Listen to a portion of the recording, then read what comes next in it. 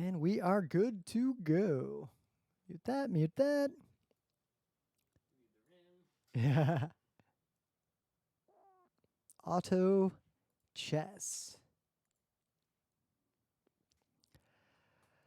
It's Tuesday, June 18th, 2019. I'm Rim, and this is Geek Nights. I wasn't actually recording there because I had the template set up wrong. Bop. Okay, I'll try that again.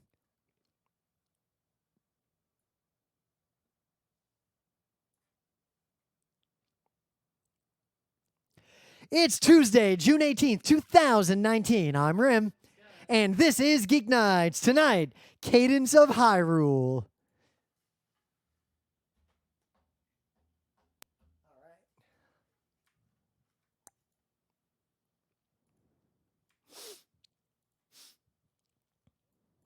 So normally when I buy things, many stores from the time I was a kid to today will try to sell you a scam extended warranty of some kind. That's right. The only scam extended warranty that I'll buy is AppleCare scam extended warranty. Yep. All So- other scam extended warranties can eat it. Like I would go to Best Buy and I'd buy a video game and they would be like, "Do you want the extended warranty?" And I'd be like, "No." Or even like on Amazon, I'll buy like a USB cable and a pop-up will appear like, "Hey, do you want to double the price of that USB cable for like a warranty?" And I'm like, "No, I could just buy another USB." Yeah, what? Am I going to accidentally choke on the USB cable? Like, what are you It's going to... like anything, it's like constantly popping up when you add to cart, like, "Hey, give us more money." It's like, no. However, it kind of like... Hey, you're buying plane tickets. You want to insure them? You want to No. pay $14 to insure this 1 hour flight? Right. No.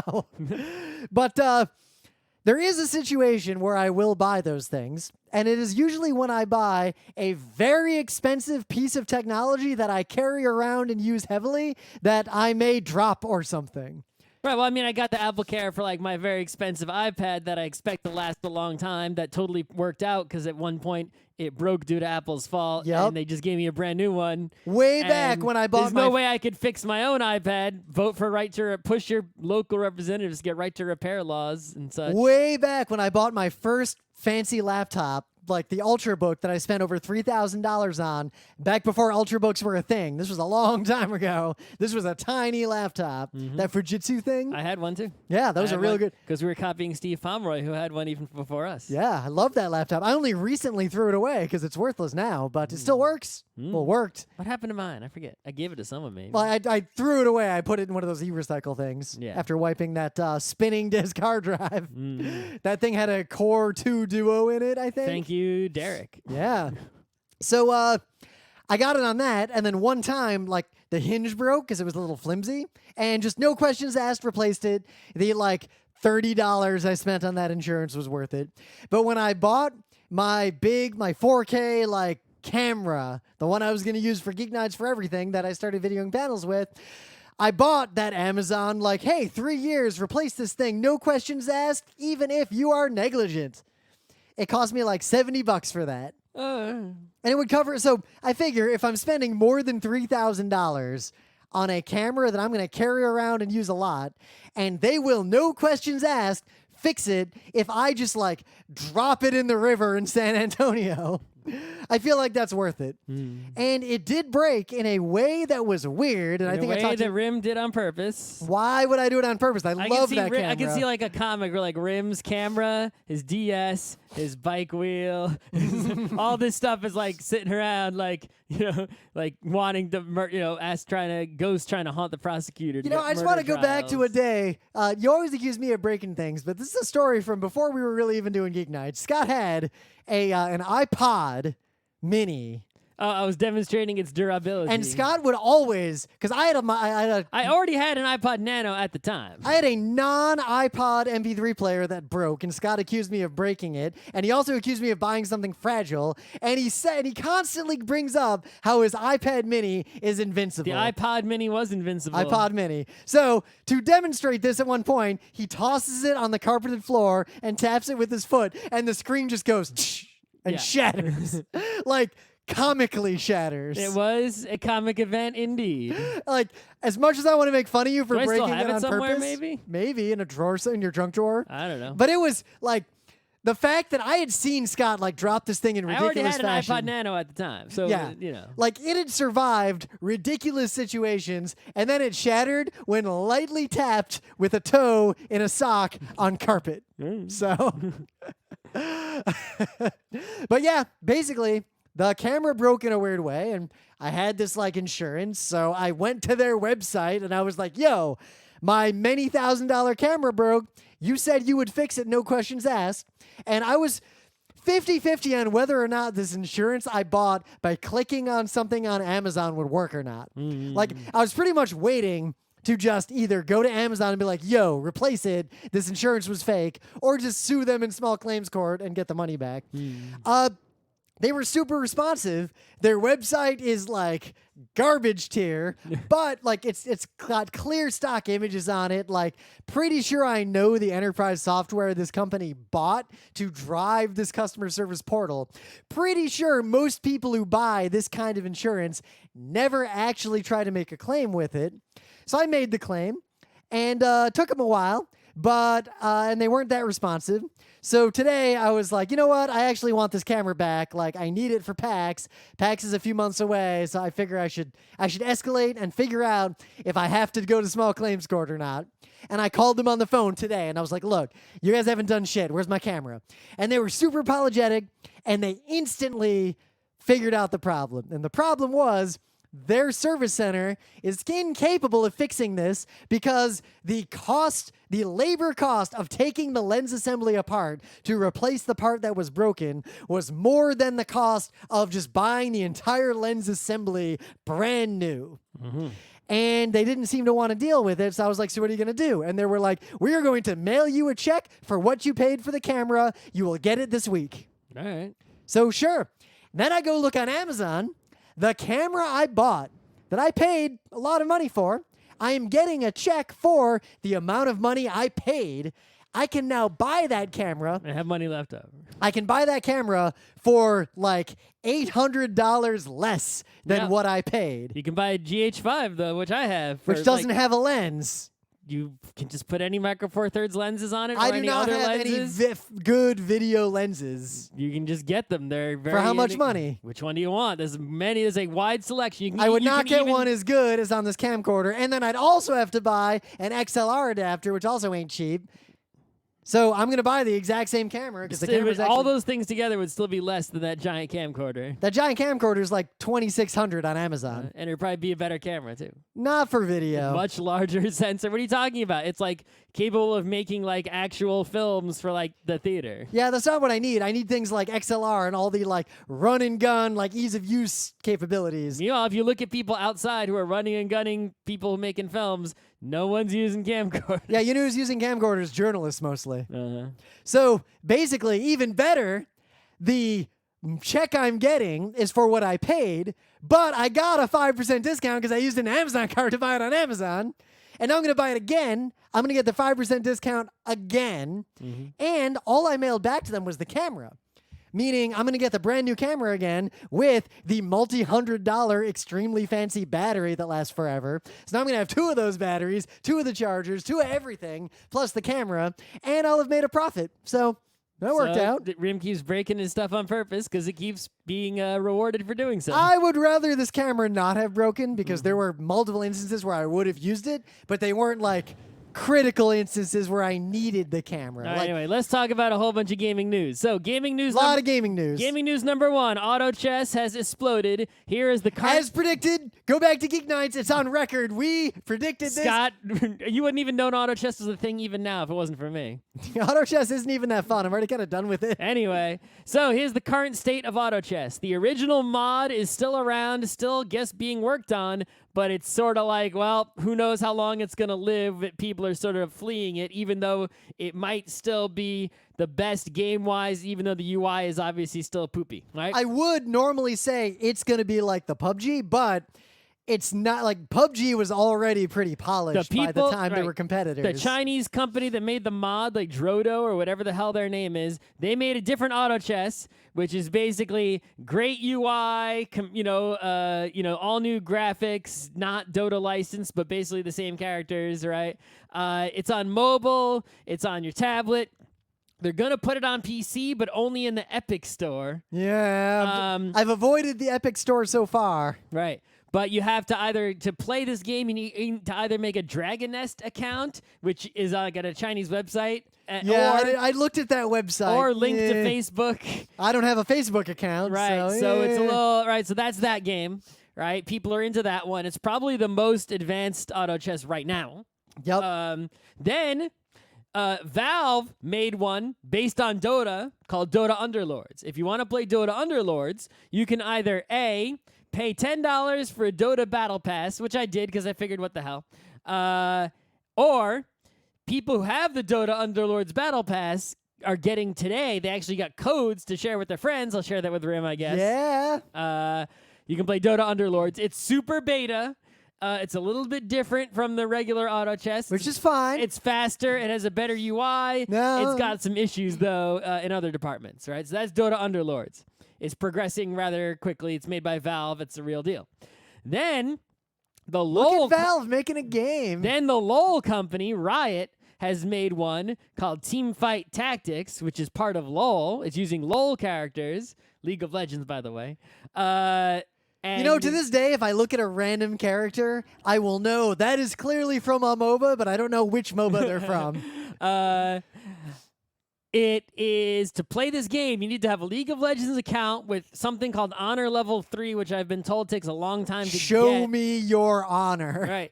So if you don't have a LoL account with Honor Level 3, you want to play this game, which is somewhat significantly different. The NDA is lifted, so people who can play it are like talking about it on YouTube. You can learn all about it. It has a hex map. It's a little. It's got like some more real drafting mechanics, maybe. Where like it does like a carousel of characters and everyone picks one in order, right? Stuff like that. Yeah. So it actually seems like a maybe more interesting game potentially. Also, still super beta alpha. But in about some number of weeks, maybe a month, that'll be open to everyone. The Underlords should be open to everyone also in some short period of time. Yep. So those are all the major competing auto chess games that aren't just garbage you can ignore. So this is phase 2, the expansion, as predicted. We're going to see which one comes out on top, and then that's going to be the one everyone's going to play. Which could be one of these, or it could be a dark horse coming out of nowhere. Like, who knows? This is the... You're getting to watch in real time the earliest days of a basically new genre of gaming. Kind of like the Fortnite explosion. It's basically just sort of 7-1. I don't know. Well, anyway. it's a new genre of gaming for people who only play video games and have not experienced actual modern tabletop. It's a board game that could not. It's a video game that is mostly a board game because it's mostly about making decisions. See, also, Sumer. It's like Sumer. Well, but the automatic combat would be very difficult to implement in a board game. Yeah, I've workshopped like 5 different ways to make an actual board game with this. It just doesn't work. It's not fun. But it makes you take your turn fast. In fact, the Underlords is, even though the actual game itself takes about the equal amount of time to regular original auto chess, the timers are shorter. So it pushes you. Satan. But you're still sitting there for 30, 40 minutes. But it pushes you faster. Yeah. Anyway, so that's auto chess news. Pokemon news, right? I knew this. I always questioned this, and now my question has been answered. There's so many fucking Pokemon. They keep adding more, right? And even though in any individual Pokemon game and generation, mainstream Pokemon game, there are only so many Pokemon in that game, you can still import Pokemon from old games and trade and do all sorts of shenanigans and get every Pokemon ever, which means every new Pokemon generation, somebody working at Game Freak redoes all the art, all the noises, all the animations, all the everything for every single fucking Pokemon in the Pokedex. Yep. From fucking Bulbasaur, which leads all the way up to fucking legendary bullshit in the new game. Which leads to interesting weird problems similar to in RPGs where people will never use their elixirs and their special items. Right, it's like people will you even use the new Pokemon? It's They're like weird. someone spent all that time to animate and make that to update Tangela for the newest generation, and it's like someone collects a Tangela so they have a complete Pokedex and they never use it again. Yep. Right? Anyway, the point is I always said, man, it must take a fucking long ass time. There's like an army of people drawing all these Pokemons. It's like, I guess it's doable because it's on like the DS and they're not that high res or high fidelity. But now the newest Pokemon game is on the Switch, and it's like they're adding more Pokemon. It's like, really? Is somebody going to make fully animated 3D models of all 1,000 whatever fucking Pokemon there are? The answer right? is no. The answer is Fuck no. you. They're done. They're like, they knew they couldn't keep that up forever. Until computers can do the work, humans, it's too much work for humans. I think this is good news, actually. I think it is also good news. Pokemon games start to feel a little stagnant when you keep seeing the same Pokemon. Like, you're not that inclined to use the new ones. You'll collect them, but then you go to, It's like, still the going to be Pikachu, right? It's like, come on. Anyway, but the point is... I hope there's no Pikachu. I hope you can't get Pikachu. That'd be great. But that would be amazing. It's not true. In Pokemon Sword and Shield, they are not going to have the laborers at Game Freak, the artists, make 3D models of and full animations and full noises and full everything for every fucking Pokemon that's ever existed. They are picking a subset of the world of Pokemon, and there are going to be Pokemon that have existed in prior generations that you simply cannot get in Sword and Shield. They're not in there. Maybe they'll add them later. Maybe they'll just never add them. This is fine. It means people who have played Pokemon their entire lives Maybe there won't be a way to get Spiritomb. Who knows what the final Pokemon But you'll list be able is to gonna be. re-experience what it's like to have a world of all new Pokemon, and every Pokemon you find is like, whoa, what's this thing? It's still going to have way more Pokemon than Generation 1, so I don't know what you're complaining about. People are really butter about this. There was a funny meme going around where some stupid person was like, whoa, what does it take, 5 minutes to draw a Pokemon? It's like, come on. And people, that's the same reason why people say Barkley 2 raised $120,000 and they couldn't make a AAA game. Well, they also fucked up, but but $120,000 in the game industry rounds down to the point $0. Is, a bunch of 3D artists went and tried to 3D model Pokemon in 5 minutes and then posted what they were able to accomplish in 5 minutes. And there were some really awesome Pokemon, 5-minute 3D Pokemons. Look them up. They're really good. Yep. All right, what was the next news? Well, it's funny because I was looking for this news and I found an article on Kotaku from 2011 that is titled, "There are far too many Pokemon to care about." I agree. And I feel like it's time to move on from the original 151. Anyway.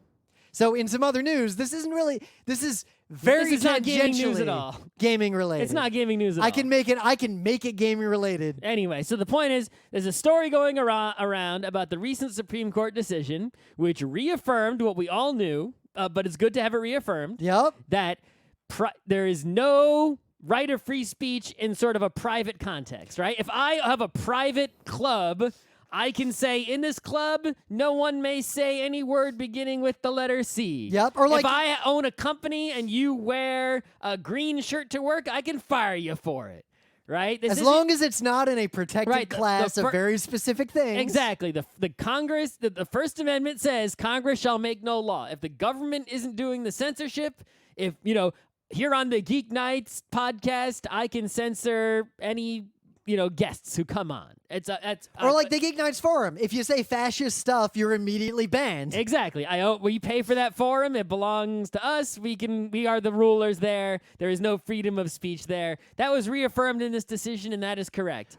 However, all these articles are pointing out that this correct decision was reaffirmed and making that the headline. And then in the very last paragraph, they're burying the truth, which is that actually this Supreme Court decision, while reaffirming a true thing that is correct, is probably bad news. In this particular case, that's not the ruling is totally wrong. So here's the deal. The case was involving a public access TV network in New York, and the public access TV network in New York was managed by a nonprofit, which is a private entity, but it's still a public access network. Yeah. Right? That is a public thing. They're basically saying if the government subcontracts, the subcontractor now can totally violate the First Amendment. Right. That's basically what this ruling says. And it's notable that the conservative piece of shit justices on the Supreme Court were the ones in the majority on this, and the good Supreme Court justices dissented. Right. The dissenting judges weren't saying the wrong thing, which would be like, no, you get freedom of speech even in a private context. That's not what they were saying at all. They were correctly saying, this is a public access TV network that's a government thing. It just happened to be subcontracted to a private nonprofit that doesn't that's still a government thing. You still have to have freedom of speech on the public access TV network. Now, this is getting really Not tricky. on your private TV network that like is completely owned by a private entity. Because there's a broader issue right now where Then there wouldn't even been a Supreme Court. They would have just said, okay, yeah, well, they wouldn't have brought it up. conservatives and fascists are basically arguing for... And as if they're not the same thing. I repeat myself.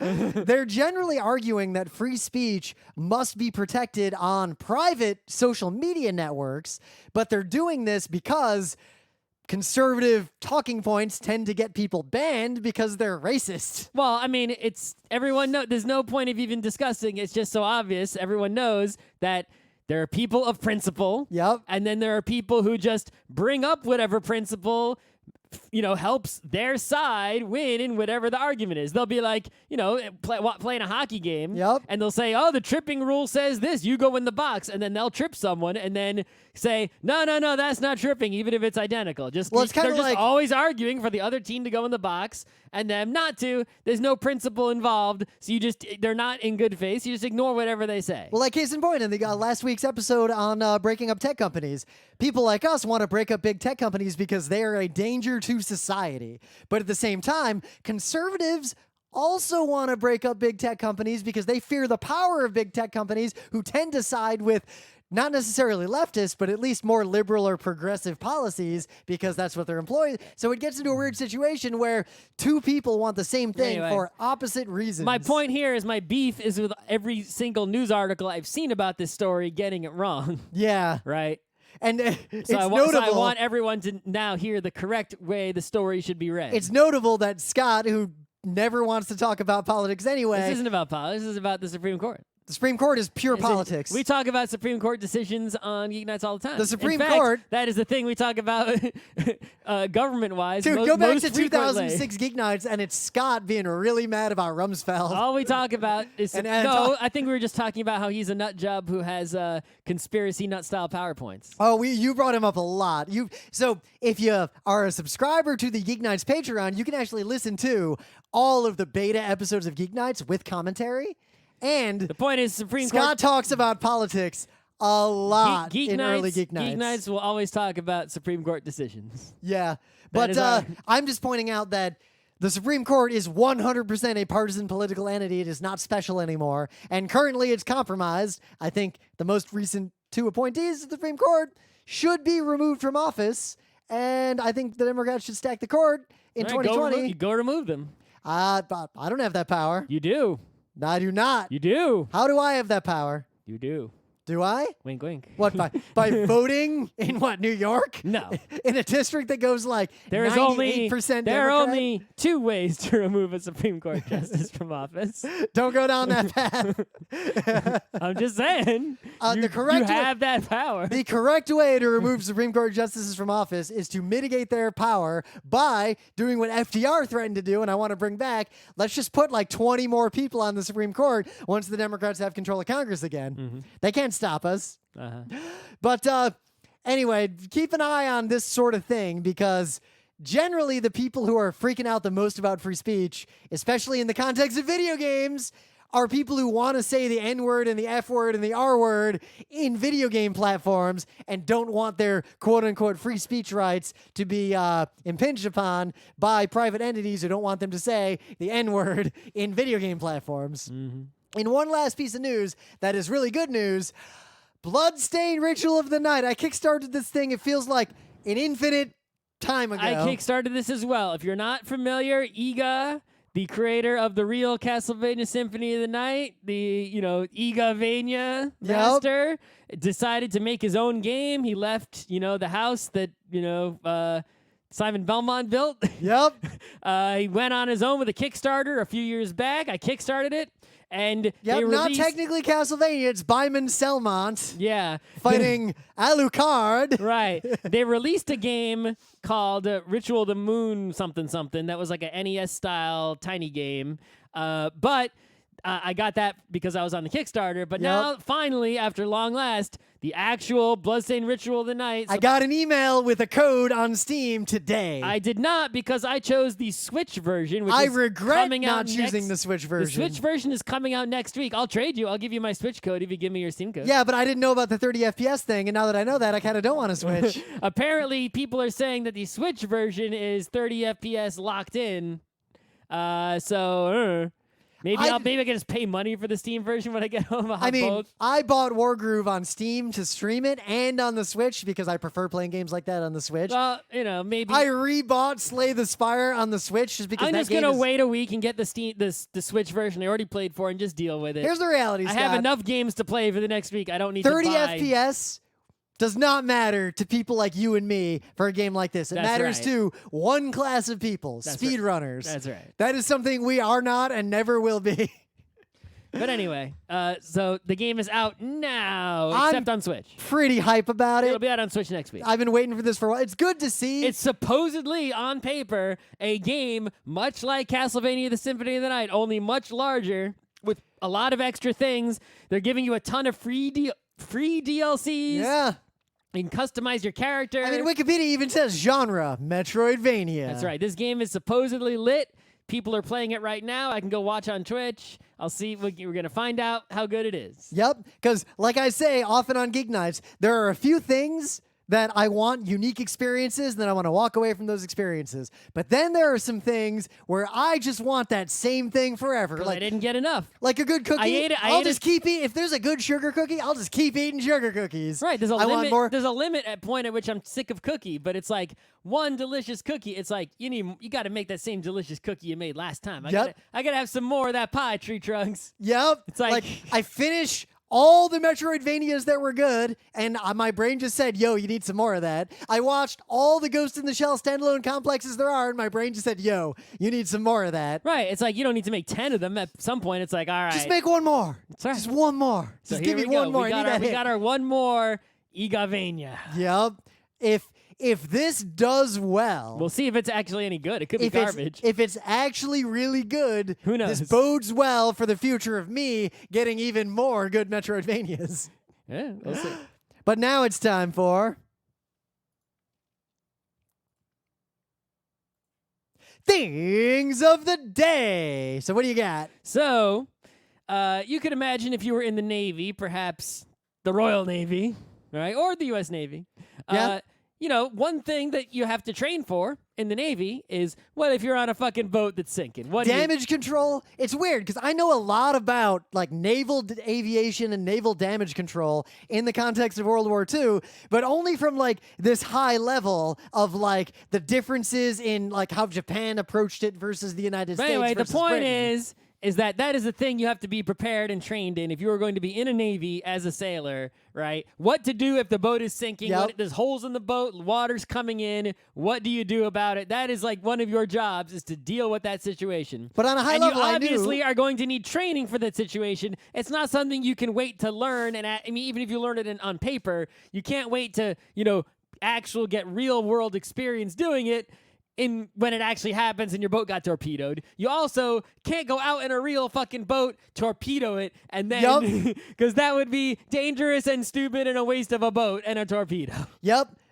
Also, it's the kind of thing where you need muscle memory. Like you have to react to this very quickly or the ship will sink and everyone dies. Yeah, you have to get really good at it. So apparently they have these simulators, which is basically a complete reconstruction of exactly what the fuck it's like in a Navy ship, right? And they friggin' break holes in it and blast water into it. And they can raise the water level, lower the water level, adjust the temperature. They can rock the boat. They can do all sorts of ridiculous shit to blow smoke in there, do everything to completely simulate what it's like to be on a boat that just got fucked the fuck up. And give you the tools and whatever so that you can try to repair it and not drown and not die and keep the boat afloat. And this is exactly one of those. Here's a video showing complete amateurs doing exactly that, going inside the thing and trying not to drown. I love how they put it on like baby mode. They put it on easy mode, and it takes them like 20 minutes. And then they briefly show some people on pro mode doing it in like almost no time at all. Yup. But I guess what I was getting at is that, like, you read a C.S. Forrester book, like Horatio Hornblower, and you read all this, like, naval stuff. And you're like, oh, yeah, this makes sense. But then when you think about it, you can't actually describe what people actually specifically did at any point in that book.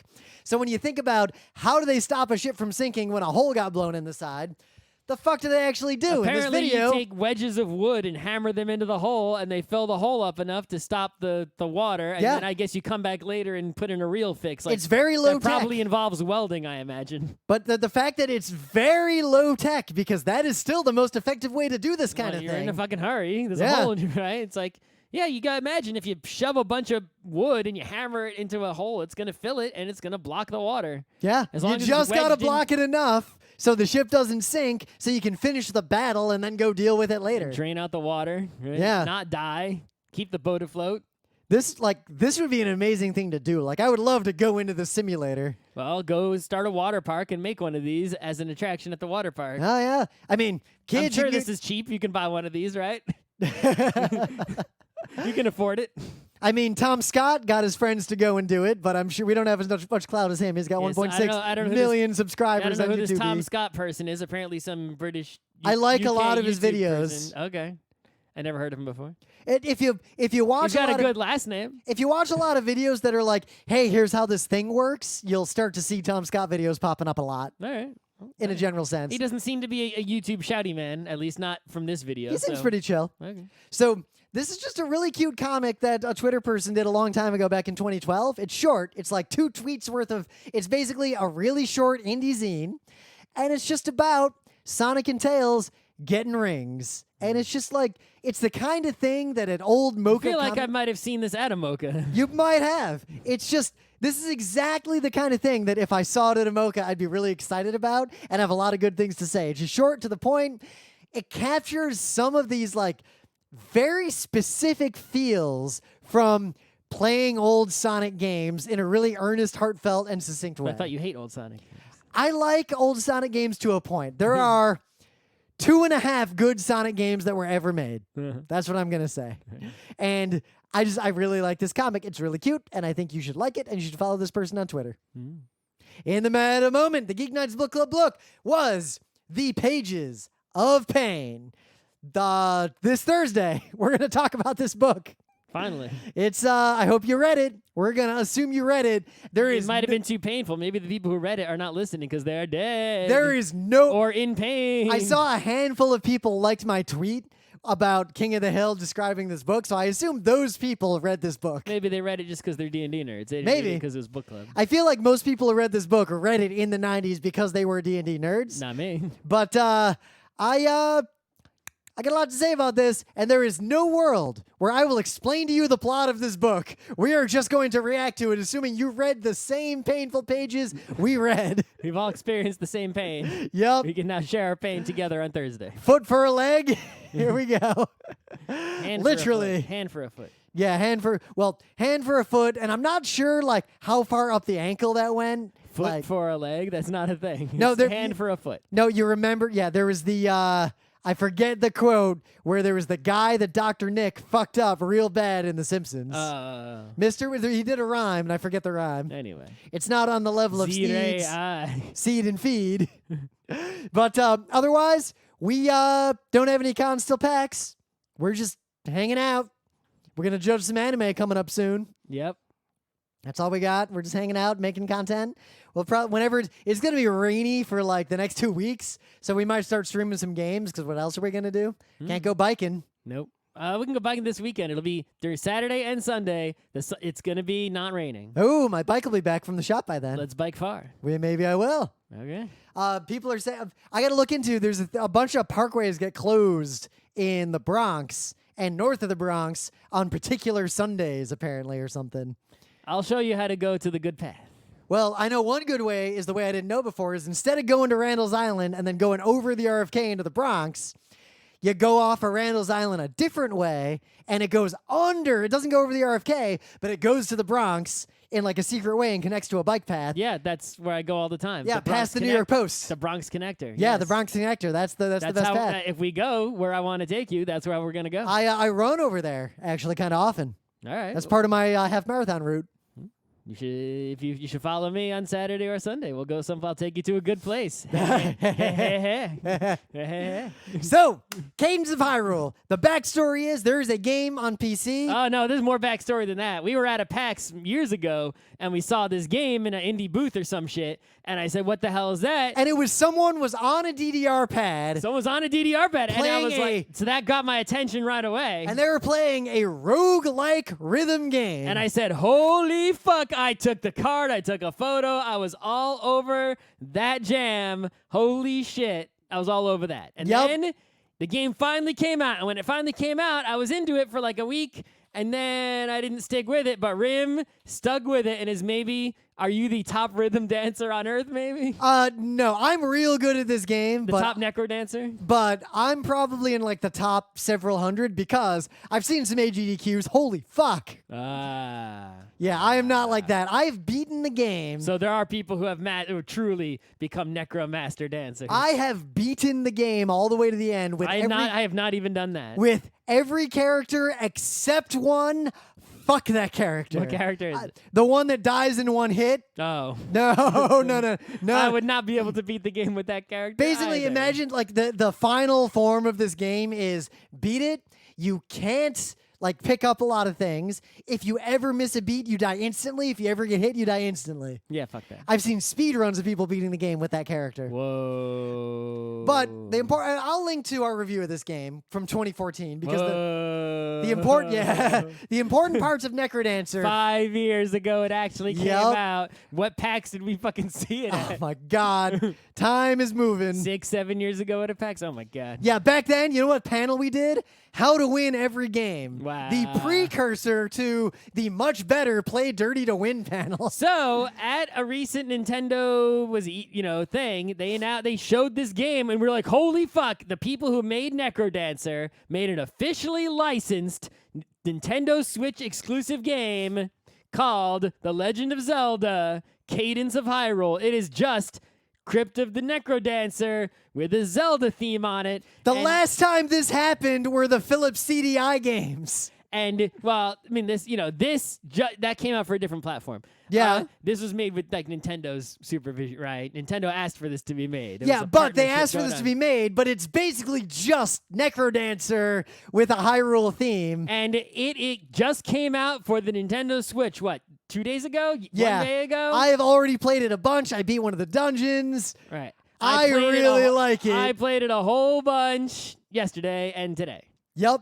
So and the day it came out, I played a little bit. So if you have never, it actually might have been late last week it came out. So if you have never played Crypt of the Necrodancer, then all I will say is that this game is probably good and you will like it. But if you have never played Crypt of the Necrodancer, this game will be hard as balls for you until you get used to it. Right. So here's how the game works. This game pulls no punches. Right. Is that you walk around. And if there are no bad guys on the screen at the present time, you can just walk around and do whatever the hell you want. Yep. However, it's basically sort of like a Zelda game, except every time you move, you hop exactly one space because it's a grid. Yep. But as soon as there is at least one enemy on screen, this rhythm thing appears at the bottom and the music cranks up. So you play like up, left, right. sword, up, so up, bomb, sword, right. Once that appears, it's not like DDR where there's like some sequence or anything. It's a steady rhythm. And you must press buttons, right? You can stop pressing. You can just like let go. And the world will just be like, well, we're going to keep going. Right. The world will just move on the beat. So on the beat, the enemies move. They move, right? And then on the beat, things happen. And if there's a projectile, it moves one space on the beat. But you're expected to, if you put inputs in the game, to put exactly one input in at a time and to press the inputs on the beats. If you press the inputs in between the beats, then it says you're off the beat. And if you stay on the beat, that helps your character greatly, increases damage, and it's just generally good to do that. Yep. Right? If you want to, you can play not a worse game, not a baby game, not easy mode. Just a different game. Just a different game. You can turn off the rhythm, and in which case that will put your game into a different mode where nothing moves. It's like playing as Monk in Necrodancer. Right. Nothing moves, and if you press an input, then everything will move one space when you put an input in. It's actually a significantly different game because you sort of lose the ability to wait I think maybe you can push a button to wait. I'm not sure.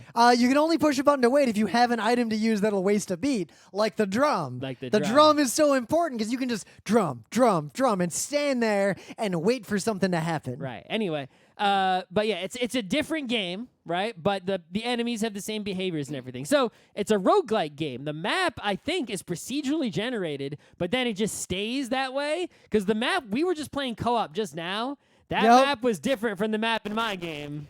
That was not the same map. But it seems like it's procedurally generated for each playthrough. Yes. So you can basically play a Zelda game with a kind of a random seed, but it's otherwise... Imagine if you got a whole overworld, and the when you say new game, you start a new save file, it creates a whole overworld, well, within certain constraints, right? Certain things have to exist, and you play it, and then if you start a new game, you get a new map. So you can beat the game and replay it and get a new-ish experience each time. So, in terms of the details of how you play, because if you've never played Necrodancer, it takes a little bit of getting used to because you can't just fight a monster by stabbing it a bunch like you would in, say, Zelda 3. Right, you don't even have an attack button. To attack, you just move into a monster. Yep, and different swords and weapons will attack in different patterns. Right, in fact, if you move in a direction and it is such that your weapon can hit an enemy in that direction based on what weapon you have equipped, instead of moving, you will simply turn and attack instead of moving. But what playing this game is really like is more like there'll be a bunch of monsters on screen and some environmental hazards and things or a dungeon to explore or whatever. And you basically, to beat a monster, you have to figure out the pattern that monster exists in. Right. And then rhythmically deal with that monster. Like some monsters will go move, move, wait, attack. So you want to go like move, attack, and then move away before it attacks. Right. Some monsters, you got to get behind him and hit him. Right. Every monster has a visual, set of animations and poses that signal what it's about to do. So, for example, there's a mushroom monster. He goes like, wait, I'm gonna explode. Right, so he doesn't move at all. So what you have to do is you have to approach him so that you land next to the mushroom monster, right? You have to move such that you land one space away from it on a frame in which it is not exploding. So that way on the next frame, you can just attack it and kill it. If you move into it at the wrong time, you move in, like if it's currently in the about to explode phase and you're 2 spaces away from it and you move towards it, you get hit. You have to move, say, down so it explodes, you don't get hit, then move towards it, then up, now you're next to it, and then you can hit it and it's not exploding. Now, before you think this might sound simple, if you only had to deal with one enemy at a time on the screen on just a big old empty screen, the game would be easy as balls. You could beat the biggest, baddest boss right at the start. To a degree, because the bosses and even like a lot of the monsters, there's a huge variety, and they exhibit sometimes extremely complex behavior. They do. The patterns may be very long. Some monsters are very difficult to deal with even by themselves. Some of them you got to use items on. This, it's like a Zelda game. You still have items like bomb, boomerang, all kinds of stuff. Yep. Now, one thing that's very different from Necrodancer, other than the fact that, the Zelda stuff and the overworld and everything. And the art is better, the music is better. Necrodancer is just a roguelike. Go into a dungeon, then another dungeon, and then another dungeon. This game has an overworld with Zelda puzzles, like Zelda 3 style, and dungeons and all the trappings, but projectiles in Necrodancer are basically all just hit scan.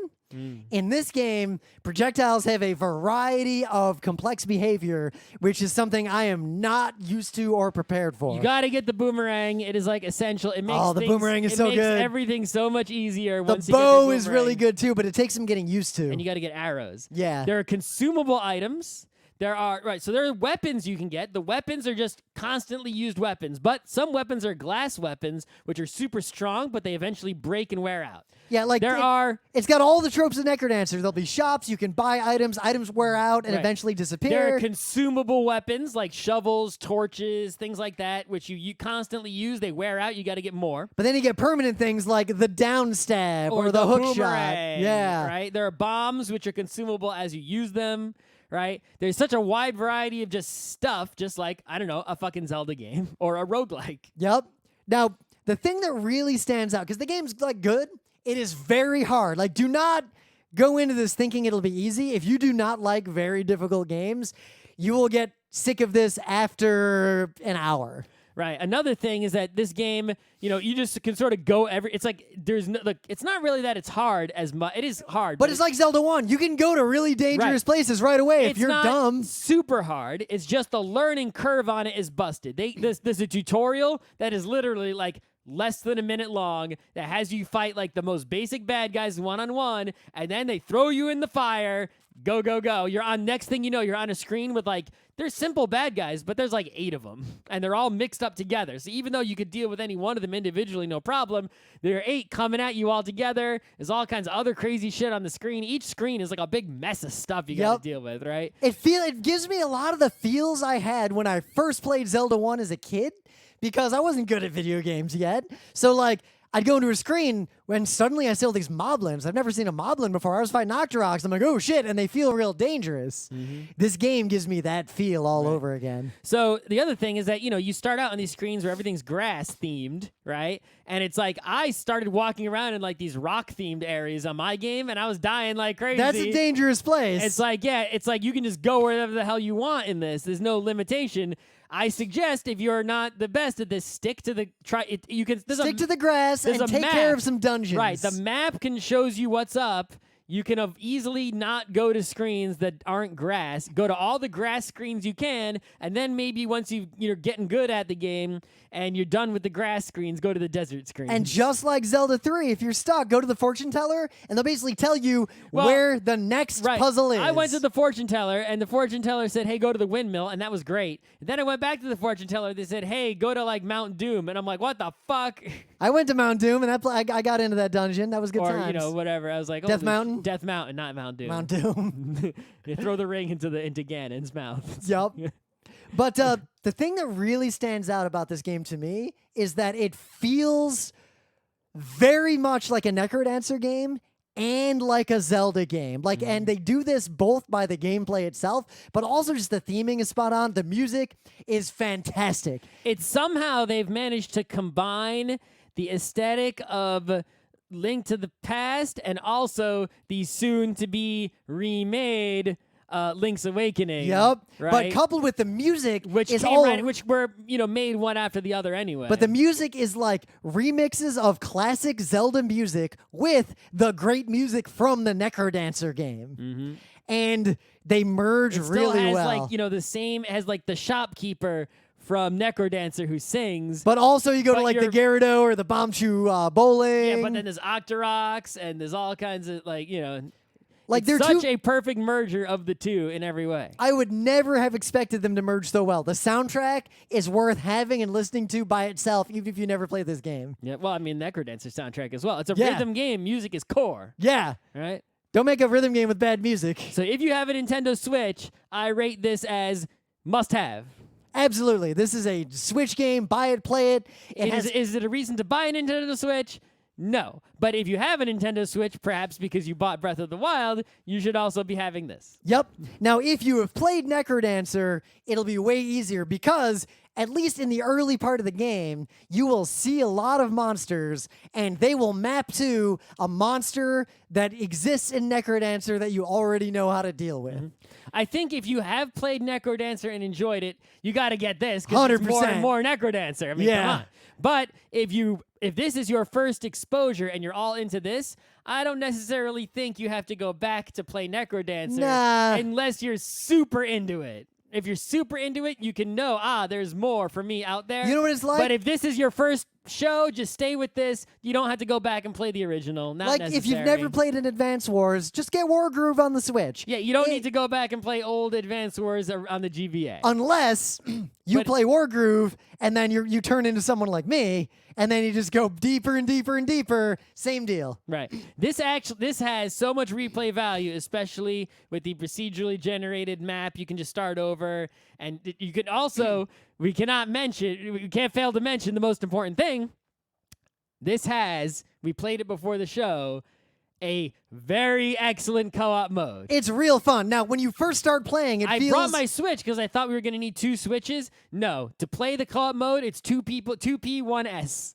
Yep. 2 players, 1 Switch. You're going to want to do that on a television, not huddled around a tiny Switch. Yep. Now, when you first start playing, The flaws are it's very easy to walk off the screen and disorient the Right. other person. If either player walks onto a new screen, goes into a room, falls down, goes down the stairs, the other player is immediately dragged into that other screen. Yup. Right? It doesn't matter who did it. So that can be good because it's like, well, I'm hanging on the left side of the screen. We want to go right. You go right. Great. We both move. That's convenient. But it can also be disorienting and annoying if you're not the player who moved off the screen. Rim moved off the screen off by accident once. That was annoying. Yup. Right? But that's really pretty much the only problem. It'll with take it. you about 10 minutes to get used to it, and then it's way fun. It's way good. Like, I think Scott and I, we're going to... It doesn't. I don't think it makes the game any more difficult. They don't add more enemies or anything. It's literally just you have an extra person. You can clear the screen twice as fast. Yup. Everything's great. You can be clever, like get on opposite sides of a monster that has a lot of health and hit him at the same Right. time. Some things are shared, I think, like the diamonds, but most things aren't shared. I get a Yup. weapon. Rim doesn't have the weapon. Yep, but Right. but the intrinsic weapons, like if I get down stab, you also have down stab, so Yup, it's exactly. I got the power glove. We all had the power glove now, right? But I had a torch. Rim didn't have one. Rim had a shovel. I didn't have a Yup. shovel. Also, what else is great about the co-op? It's just great. like it's like this game. I cannot stress enough. It's just if it's a must-have of the Switch library, and if you've never played Necrodancer, it is unique. You have never played a game like this before. This is literally the only game in the world like this. Yeah, so buy it. Like, what are you waiting for? Go play it right now. That's right. All right.